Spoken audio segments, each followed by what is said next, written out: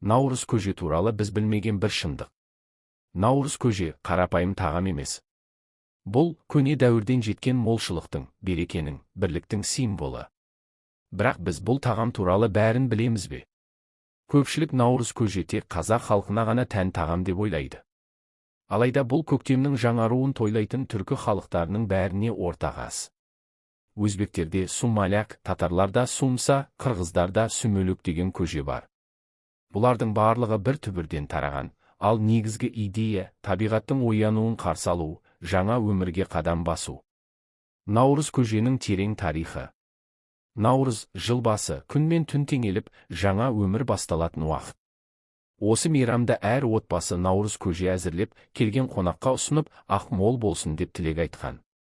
Бұл тек дастархандағы тағам ғана емес, халықтың ғасырлар бойғы рухани байлығының бір бөлшегі. Көженің басты ерекшелігі, оның 7 түрлі дәмнен тұруы. Қазақ танымында 7 саны қасиетті болып есептеледі, сондықтан көжеге міндетті түрде 7 түрлі азық қосылады.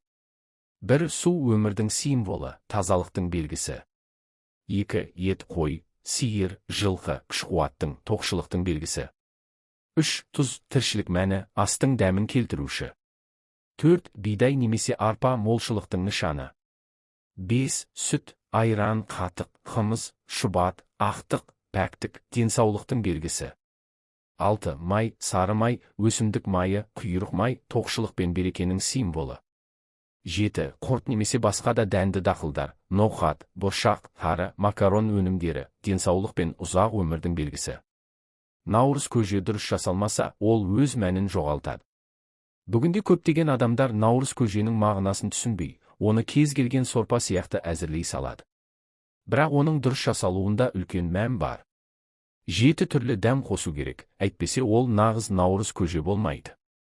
Көжені үлкен қазанда пісіру керек, бұл да қазақ дәстүрінде маңызды. Қазан көтерілмесе, наурыз келмегенмен тең деген ұғым бар. Көжені бөлісу үлкен ырыс. Қазақтарда наурыз көжені неғұрлым көп адам ішсе, соғұрлым берекең мол болады деген наным бар. Наурыз көженің аймақтық ерекшеліктері. Наурыз көже тек Қазақстанда емес, басқа елдерде де әртүрлі жасалады. Қырғыздар оны аздап тәтті етіп дайындайды.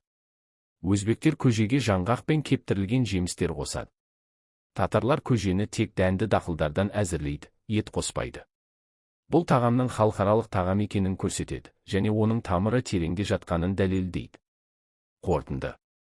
Наурыз көже бұл жай ғана ас емес, бұл тарих, дәстүр, философия.